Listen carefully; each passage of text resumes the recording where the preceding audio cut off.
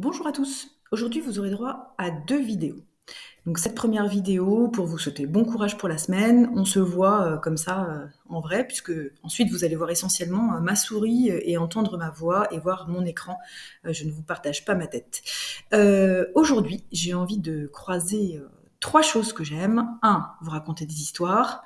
2, si ça touche l'Antiquité, c'est encore mieux. Et 3, la culture générale. Là, c'est le jackpot. Alors, j'ai envie de vous parler d'une chose dont je vous aurais parlé en classe de toute façon, c'est pourquoi avons-nous eu un jour férié hier? Pourquoi lundi de Pâques, c'est férié? Pourquoi Pâques dans notre calendrier? Eh bien, ça nous donne 3 jours de repos, tout le week-end plus 1. Eh bien voilà, alors déjà, Pâques, ça s'écrit comme ça. Oui, je sais, mes effets YouTube sont waouh. Voilà, Pâques, ça s'écrit comme ça, mais ça vient d'une autre fête, la Pâques, qui s'écrit, comme vous voyez, au singulier. Donc c'est ça que nous allons découvrir aujourd'hui. Donc notre fête de Pâques, elle parle d'un certain Jésus, donc personnage historique, on en a parlé déjà plein de fois évidemment, celui qui va nous mettre l'an 0 à 0, mais ça plonge justement dans des racines beaucoup plus anciennes. Vous avez déjà entendu parler dans nos histoires de la Bible, puisque c'est ce que vous êtes en train de lire en ce moment, d'histoires célébrissimes, celle d'Abraham, celle de Moïse, et que sais-je encore, qu'on va trouver donc chez les 3 grandes religions monothéistes, donc les juifs, les chrétiens, les musulmans, dans l'ordre chronologique. Eh bien, cette histoire de Pâques, elle remonte à bien avant l'année 0.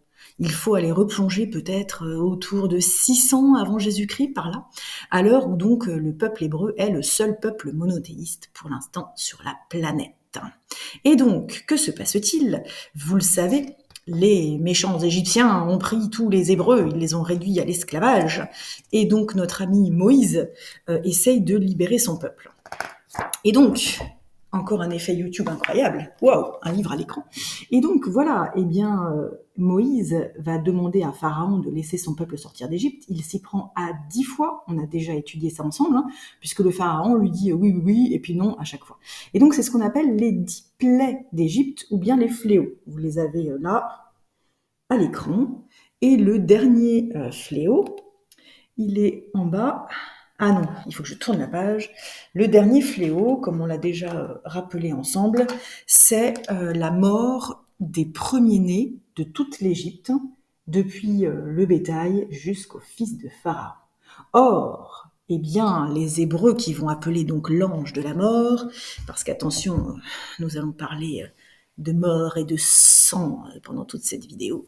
Donc les Hébreux appellent l'ange de la mort, et il faut que l'ange de la mort tue tous les premiers nés chez les Égyptiens, mais pas chez les Hébreux. C'est pourquoi ils vont égorger des agneaux, et ils vont badigeonner le tour de leur porte avec du sang. On l'a déjà vu. Eh bien, la fête de la Pâques se souvient de ça. Parce que juste après avoir badigeonné leurs portes, ils préparent leurs bagages. Attention, les Hébreux vont quitter l'Égypte. Ils quittent l'Égypte avec Moïse pour chef, vous le savez. Et donc, Pessah, en hébreu, il faut prononcer le H, Pessah, ça veut dire le passage. Mais oui, vous savez de quel passage je veux parler? De celui-là. Hop, nouvel effet spécial, bien sûr, le passage de Moïse dans la mer Morte.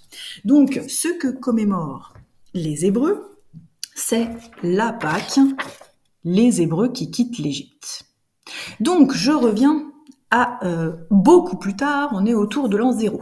Vous vous rappelez, nous sommes en Palestine, la Palestine est occupée par les Romains, qui sont les chefs incontestés, et les Hébreux vivent en harmonie plus ou moins avec les Romains. De toute façon, leur domination est telle qu'ils ne peuvent pas faire grand-chose.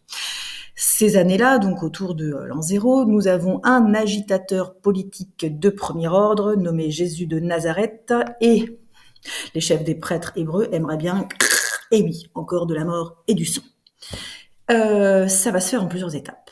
Donc, le dénommé Jésus arrive dans la ville de Jérusalem parce que il est juif, bien sûr, il veut fêter la Pâque, c'est-à-dire qu'il veut fêter la commémoration de Moïse qui passe la mer Rouge, le passage. Donc Jésus, il arrive à Jérusalem, et là, ça se passe super bien. J'allais dire même, c'est la foule en délire.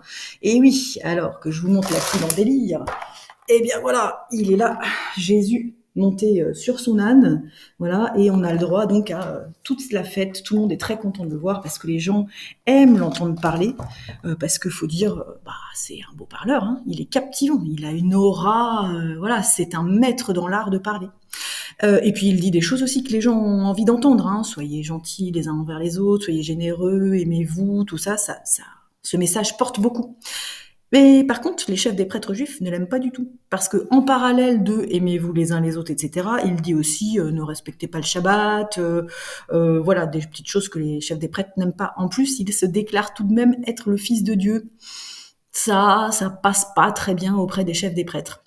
Donc ils vont manigancer pendant une semaine, vous me voyez venir, pour tuer Jésus, cet agitateur politique donc. Et voilà que Jésus, qui fêtait donc la Pâque avec ses copains de latin copain, partager le pain, donc compagnon, copain, ça veut dire la même chose, donc copain là n'est pas un mot argotique, mais vraiment le sens du mot. Donc Jésus avec ses compagnons fêtait la Pâque tranquillement, mais vous savez toute l'histoire, hein, surtout ceux qui ont eu en partage le petit livre de la Bible qui s'appelle Judas. Judas va le trahir et Jésus finit et oui, sauf qu'il n'y a pas de sang là cette fois-ci parce que il est sur la croix. Pour ceux qui sont fans des tortures, donc pour mes chers petits sixièmes, vous verrez ça l'année prochaine en 5e, Moyen-Âge, et pour mes 4e qui regarderont cette vidéo culture générale, vous avez vu ça l'an passé. Donc au niveau des tortures, la crucifixion hein, sur la croix comme ça, alors ça se situe où ? Y a pire comme torture, mais c'est quand même pas mal. On meurt pas de ne pas boire ou de ne pas manger, on meurt d'étouffement de la cage thoracique parce qu'on se replie comme ça. Donc c'est une mort lente et assez abominable. Mais ne vous inquiétez pas, les Romains pragmatiques sont là, ils vont vous briser les 2 jambes d'abord, au bout de 24 heures, pour être sûr que même si vous n'êtes pas mort, vous ne pouvez pas vous enfuir. Et en plus, dans le cas de Jésus, on lui enfonce la lance sous le côté, comme ça, là, si c'était pas le cas, et là, du coup, oui, il y a du sang cette fois-ci, oui, du sang et de l'eau, nous dit-on. Bref, donc cette fois-ci, Jésus est mort, et bien mort. Et alors là, l'histoire prend un nouveau tournant. On a même plein d'histoires différentes, c'est ça qui est passionnant. On a les Juifs, avec la Bible, qui disent « Bah ouais, ok, Jésus de Nazareth est mort, d'accord. End of story. » Ensuite, on a les chrétiens. Bon, alors oui, c'est aussi la Bible. Les chrétiens, en fait, c'est des Juifs à l'origine. Donc, il y a une partie des Juifs qui disent oh, « Mais si, c'est le Fils de Dieu, mais il n'est pas mort du tout. Il est ressuscité. » Et c'est ça qu'on appelle la fête de Pâques, au pluriel cette fois-ci. Et puis on a les musulmans qui reconnaissent Jésus comme un prophète super important et qui disent mais pas du tout. En fait, Jésus, il avait tout organisé avec ses compagnons. Il avait fait un petit échange standard. Il y a un de ses compagnons qui a pris sa place sur la croix, qui est vraiment mort. Et puis par contre, le vrai Jésus, il a été élevé au ciel direct, comme un prophète. Voilà, magnifique. Donc, les musulmans disent bien sûr, mais non, Jésus n'est pas ressuscité, il est juste monté au ciel, il n'y a pas d'histoire de Messie, pas tout ça. Donc, personne n'est d'accord sur cette histoire, mais en tout cas, les 3 grandes religions sont quand même d'accord pour dire que Jésus, personnage historique, a existé. Bref, les Juifs qui croient que Jésus est ressuscité, ils vont changer de nom. Ils vont s'appeler donc chrétiens, forcément. Alors, une petite image, hop, voilà, les chrétiens, ils pensent que c'est un petit peu comme l'histoire du cyclope, les élèves que vous avez vus, que vous allez voir dans la vidéo suivante. Eh bien, le cyclope dans sa grotte avec sa grosse pierre, là on a Jésus aussi dans sa grotte avec sa grosse pierre. Et voilà, les chrétiens pensent que Jésus, il a déplacé la grosse pierre après sa mort et qu'il est toujours vivant. Donc, fondation de la nouvelle religion. Donc, ce qu'on fait nous à Pâques, on est dans une civilisation chrétienne, donc les chrétiens à Pâques fêtent la résurrection de Jésus. Bon, ok. Mais Jésus, lui, à son temps, il venait fêter la Pâque dans son pays autour de l'année 0. D'accord ? Donc en fait, au niveau des histoires et de la mythologie, c'est très riche. On fait beaucoup de petites histoires différentes avec donc du suspense, du sang, plein de choses très intéressantes. Vous me direz, quel rapport avec les lapins ? Rapport lointain. Parce que, vous me connaissez, on ne fait pas un cours de religion ici, on fait un cours de culture générale. Donc, à propos de mythologie au pluriel, biblique, antique, tout ce que vous voulez, il se trouve qu'en fait, la fête de Pâques, elle est installée sur une fête beaucoup plus ancienne, la date est installée sur une fête beaucoup plus ancienne, de même que Noël fête le solstice d'hiver en réalité, Pâques fête le Oui, regardez, j'ai mis des fleurs et des petits oiseaux. Pâques fête le printemps. Voilà. Donc la fête de Pâques est calquée sur une fête beaucoup plus ancienne, du printemps et du renouveau de la nature. Fête qui existait déjà du temps des Sumériens, hein, mais cher sixième, si vous vous souvenez, on a donc à Babylone une fête du printemps qui est extrêmement connue, où on va se laver dans le fleuve de toutes ses fautes. On dédie ça au dieu Marduk, qui est le dieu Enki, qui évolue en Ea, puis qui évolue en Marduk, le dieu le plus important à l'époque de Babylone. Donc voilà, la fête du printemps, c'est quelque chose de très important. Et donc dans l'Antiquité, après les Sumériens, hein, on est plutôt justement dans l'âge grec, un petit peu avant, 800, 900, je ne peux pas vous donner de date exacte évidemment, eh bien le renouveau est symbolisé par le... Non, pas du tout. Le renouveau est symbolisé par... Oh, je fais du bruit.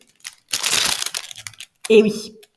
Alors, la poule, pas directement, en fait par l'œuf. Mais il y a des œufs dedans, mais je ne l'ai pas encore ouverte. Donc le renouveau est symbolisé par l'œuf. Et donc forcément, la poule arrive juste derrière l'œuf, on comprend assez bien ce symbole. À tel point que ça reste à tel point vrai qu'au Moyen-Âge, eh bien, on ne mange pas d'œufs juste pendant la période précédant le printemps, la fête du printemps, pour les garder pour après. Et comme on peut pas forcément toujours les manger, c'est pour ça qu'on les décore. Donc ça vous donne aussi toute l'origine de la décoration des œufs. Donc l'œuf, l'éclosion, le poussin, le printemps. Ok. Alors, le lapin. Eh bien, le lapin, c'est une autre tradition. Donc là, on n'est pas dans l'Antiquité, on est plutôt chez les pays scandinaves, donc plutôt au Moyen-Âge. On n'a pas encore beaucoup abordé nos déesses et nos dieux scandinaves, mais ça va venir, surtout donc mes chers sixièmes avec vos exposés. Et il y a une déesse chez les Scandinaves qui s'appelle East-Ora, et qui est la déesse de la fertilité, de la fécondité, qu'on va fêter particulièrement au printemps. Et cette déesse, elle a un animal fétiche qui est le lièvre. Bon, c'est un lapin, d'accord, il y a encore confusion, mais c'est à peu près le même animal. Donc voilà, le lièvre ou le lapin, symbole de la déesse Istora, comme vous avez la chouette pour Athéna, le paon pour Junon, et ainsi de suite. Et là, vous avez peut-être ouvert grand vos oreilles, Istora, c'est comme Easter en anglais. C'est l'origine du mot Easter qui veut dire donc Pâques en anglais, Easter eggs, etc. Donc ça, c'est pour les lapins. Et vous me direz, il manque les cloches. Eh bien, les cloches, c'est plutôt une tradition chrétienne.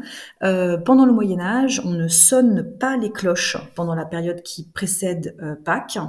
Et donc, on raconte même on raconte aux petits-enfants que les cloches vont à Rome se faire bénir par le pape. Alors, on imagine bien qu'elles ne se décrochent pas des clochers. Donc, la tradition qu'on raconte aux petits-enfants, c'est que comme les cloches partent à Rome, eh bien, elles reviennent de Rome chargées de bonnes choses pour les enfants sages, un peu comme à Noël finalement. Donc voilà la cloche. Vous savez aussi, je pense, dans le monde chrétien, la cloche est extrêmement importante. Elle sonne à la fois les événements joyeux, les événements malheureux comme les enterrements, mais elle rythme aussi tout simplement la vie quotidienne. Les gens n'ont pas de montre au Moyen-Âge, donc la cloche sonne les heures, bien entendu, les prières aussi, et puis elle sonne les alarmes en cas d'invasion. Donc la cloche, c'est quelque chose d'omniprésent, ce qui explique assez bien pourquoi on peut donner donc une légende comme ça qui vient avec les cloches. Voilà, j'espère que eh bien, vous aurez apprécié ces petites histoires sur la Pâque et sur la fête de Pâques. Donc vous aurez remarqué, pour ceux qui sont très calés, qu'on a presque un genre de mise en abîme finalement. Un héros, Jésus, qui vient fêter une fête et qui lui-même finalement, par son événement et sa mort, va créer une autre fête tout aussi célèbre. Voilà, voilà. Eh bien, c'était la Minute Culture. Bonne journée à tous. Maintenant, il reste les vidéos à visionner, celles où il faut travailler. Bon courage!